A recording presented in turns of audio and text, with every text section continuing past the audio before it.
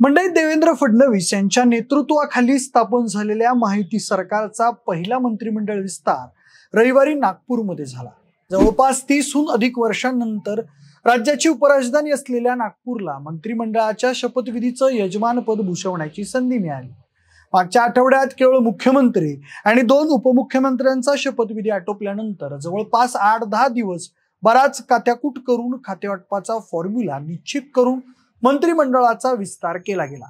तसेच महायुतीमधील 3 घटक पक्षातील मिळून 39 मंत्र्यांना पद आणि गोपनीयतेची शपथ दिली गेली। त्यात भाजपाच्या सर्वाधिक 19, शिंदेच्या शिवसेनेच्या 11 आणि अजित पवार यांच्या राष्ट्रवादी काँग्रेसकडून 9 मंत्र्यांनी पद आणि गोपनीयतेची शपथ घेतली। देवेंद्र फडणवीस यांच्या नेतृत्वाखालील या सरकारमधील मंत्रिमंडळाचा विस्तार करताना अनेक धक्कादायक निर्णय घेतले गेले आहेत।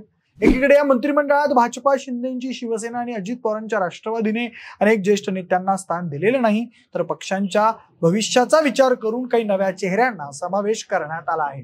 आता या मंत्रिमंडळाचा विस्तार करताना घेण्यात आलेल्या निर्णयांचं विविध बाजूंनी विश्लेषण होत आहे।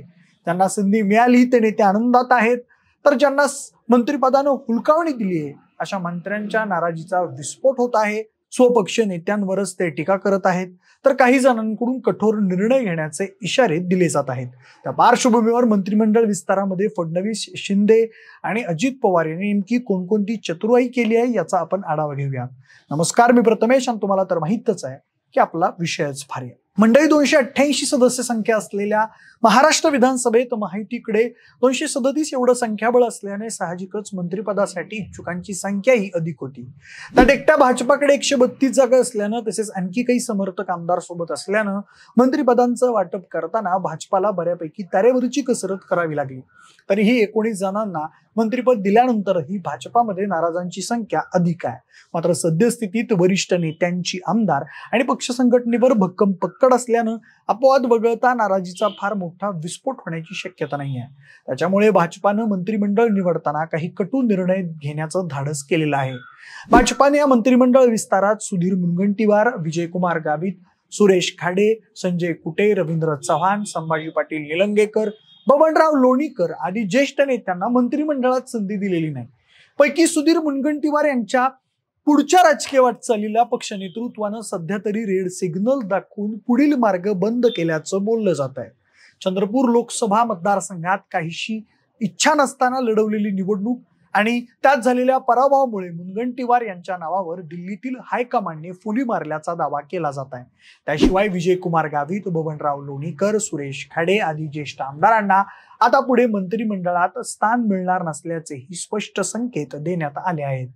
तर लोकसभा आणि विधानसभा निवडणुकीत कोकण विभागात भाजपा आणि महायुतीला दणदणीत यश मिळवून देणाऱ्या रवींद्र चव्हाण यांचाही मंत्रिमंडळात समावेश न करण्यात आल्यानं आश्चर्य व्यक्त केलं जात आहे। मात्र भाजपाचे विद्यमान प्रदेशाध्यक्ष चंद्रशेखर बावनकुळे यांचा मंत्रिमंडळात समावेश झाल्यानं आता रिक्त होणाऱ्या प्रदेशाध्यक्षपदी रवींद्र चव्हाण यांना संधी मिळेल असे संकेत मिळत आहेत। एकीकडे भाजपाने काही नव्या चेहऱ्यांचा मंत्रिमंडळात समावेश केला असला तरी मुख्यमंत्री देवेंद्र फडणवीस यांचे निकटवर्तीय समजले जाणाऱ्या संजय कुटे, प्रवीण दरेकर, प्रसाद लाड, गोपीचंद पडळकर यांच्यासह महेश लांडगे, राहुल अहेर, संभाजी पाटील निलंगेकर अशा अनेकांना या मंत्रिमंडळ विस्तारात स्थान मिळू शकलेलं नाही। त्यामुळे त्यांना अजून काही काळ वेटिंगवरच राहण्याची सूचना पक्ष नेतृत्वाकडून अप्रत्यक्षपणे दिली गेली आहे।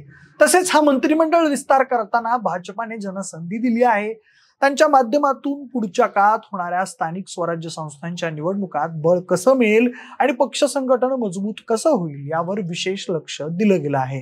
त्यासाठी पंकजा मुंडे यांना पुन्हा एकदा मंत्रिमंडळात स्थान देत ओबीसी आणि वंजारी समाजाची वोट बँक आपल्यासोबत राहील याची तजवीज करण्यात आली आहे। तसेच मूळच्या भाजपातील असलेल्या नेत्यांनाही पुरेशी संधी मिळेल याची खबरदारी घेण्यात आलेली आहे। या विधानसभा निवडणुकीत भाजपाला पश्चिम महाराष्ट्रात लक्षणीय यश मिळालं होतं। त्यातही पुणे आणि सातारा जिल्ह्यात मिळालेला विजय उल्लेखनीय होता। त्यामुळे या 2 जिल्ह्यांना मंत्रिमंडळात अधिकची मंत्रिपदं भाजपाकडून दिली गेली, तर कोकणात ठाकरे गटाच्या नाकीनऊ आणणाऱ्या राणे कुटुंबातील नितेश राणे यांना मंत्रिपदी संधी देऊन आता या भागात भाजपाचं वर्चस्व कायम राहावं आणि ठाकरे पुन्हा वरचढ ठरू नयेत याची तजवीज केली गेली आहे। एकीकडे भाजपामध्ये मंत्रिमंडळ विस्तारावरून धुसफूस सुरू आहे, तर दुसरीकडे महायुतीमधील भाजपाचे मित्रपक्ष असलेल्या शिवसेना शिंदे गट आणि राष्ट्रवादी काँग्रेस अजित पवार गटात मात्र मंत्रिमंडळ विस्तारानंतर वादाचे स्फोट असल्याचं दिसत आहे. मंत्रिमंडळ विस्तारामध्ये शिंदे गटाकडून मागच्या सरकारमध्ये संधी न मिळालेल्या भरत गोगावले, प्रताप सरनाईक, संजय शिरसाट आदी ज्येष्ठ नेत्यांना संधी देण्यात आली आहे. तसेच त्या माध्यमातून यापैकी काही नेत्यांची दीर्घकाळापासून असलेली नाराजी दूर करण्याचा प्रयत्न झाला आहे. मात्र त्याच वेळी दीपक केसरकर, तानाजी सावंत, अब्दुल सत्तार, विजय शिवतारे अशा ज्येष्ठ नेत्यांना मंत्रिमंडळात स्थान मिळालं नाही.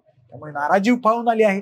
त्यात नरेंद्र भोंडेकर आणि विजय शिवतारे यांनी थेट नेतृत्वावरच निशाणा साधला आहे. तानाजी सावंत अधिवेशन सोडून निघून गेले आहेत, तर विजय शिवतारे यांनी आता 2.5 वर्षांनंतर मंत्रिपद मिळालं तरी ते घेणार नाही असं म्हटलंय. तर नरेंद्र भोंडेकर यांनीही मी तेव्हाच भाजपात प्रवेश केला असता तर बरं झालं असतं अशा शब्दात नाराजी व्यक्त केली आहे. त्या पार्श्वभूमीवर शिवसेना शिंदे गटामधून 2.5 वर्षांच्या मंत्रिपदाचा समोर आणण्यात आलेला फॉर्म्युला हा मंत्रिमंडळ विस्तारामधून निर्माण झालेली नाराजी दूर करण्यात कितपत फायदेशीर ठरेल हे पाहावं लागेल. तसेच आता ज्या इच्छुकांची नाराजी दूर होऊ शकलेली नाही अशांची समजूत काढण्यासाठी एकनाथ शिंदे हे काय भूमिका घेतात हे पाहणं औत्सुक्याचं ठरणार आहे. शिंदेच्या शिवसेनेप्रमाणेच राष्ट्रवादी काँग्रेस आणि अजित पवार गटातही नाराजी आणि धुसफूस दिसून येत आहे.